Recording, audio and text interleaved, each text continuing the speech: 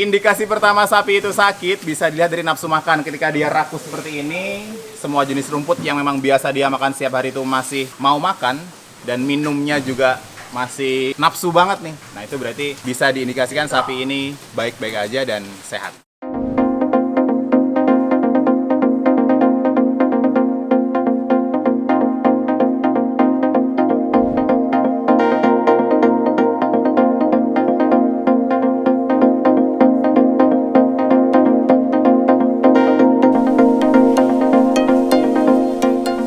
Secara umum, sapi yang terjangkit oleh PMK itu bagian kepala, bagian kaki, dan full organ dalam itu butuh perlakuan khusus karena pada bagian-bagian itu bisa memberikan penularan ke populasi-populasi yang lain.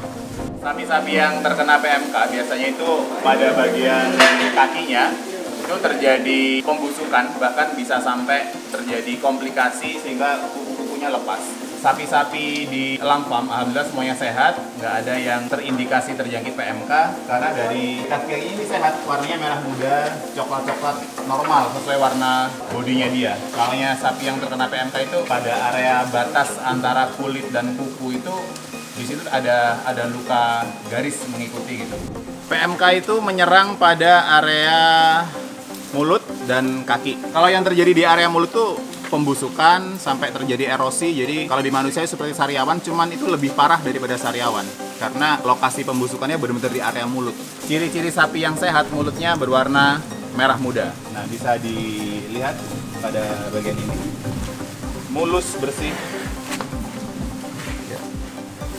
Sahabat ternak ketika menemukan kasus sapi lemah, lesu, nggak mau makan dan nggak mau minum, apalagi di area mulut hypersalivasi atau produksi salivanya cukup banyak dan lendir dari hidungnya juga banyak, apalagi sampai terjadi luka di area kaki, langkah pertamanya hubungi petugas kesehatan di dinas terkait setempat atau sekitar rumah sahabat Elang Farm. Dengan begitu nanti ada tindakan-tindakan khusus yang diambil oleh petugas kesehatan tersebut. Penyakit ini bukan masuk kategori penyakit zoonosis, jadi sahabat ternak jangan takut. Penyakit ini nggak bisa menular ke manusia, namun perlu dicatat penyakit ini itu kita manusia bisa sebagai vektor atau bisa sebagai pembawa. Contohnya ketika saya, ini peternakan di sini semua sapi-sapinya sehat, terus saya main ke wilayah atau ke daerah atau ke farm yang memang di situ terjangkit PMK. Ketika saya dari situ, saya nggak melakukan sanitasi body yang sesuai standar yang benar, bahkan nggak ganti baju, nggak ganti sepatu.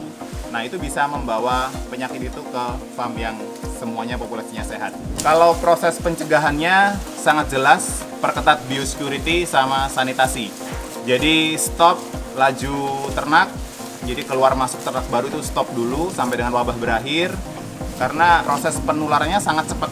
Hanya dengan droplet itu bisa menular ke antar populasi. Selain itu, beberapa hal yang bisa membawa atau menjadi media penular itu juga dari urin, dari feses, dari darah, bahkan potongan luka kecil, kaki yang luka kepotong kecil itu bisa membawa virus karena virus ini memang benar-benar dilihat dari komponennya itu bukan virus yang berlapis dengan lemak sehingga virus ini cenderung sangat sulit untuk dibasmi hanya dengan sekedar kita menggunakan desinfektan yang umum ada di masyarakat yaitu yang memang khusus untuk virus-virus yang lapisannya lemak.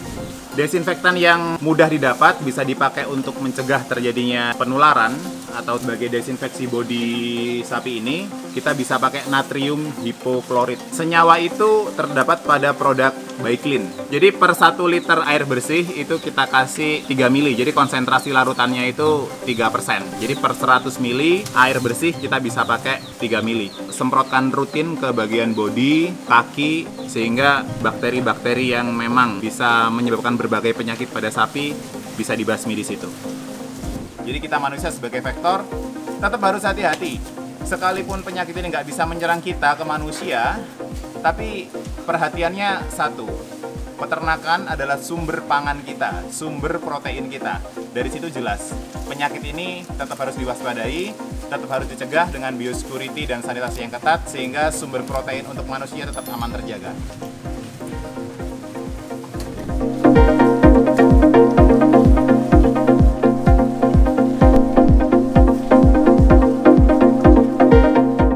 Like, comment, share, and subscribe.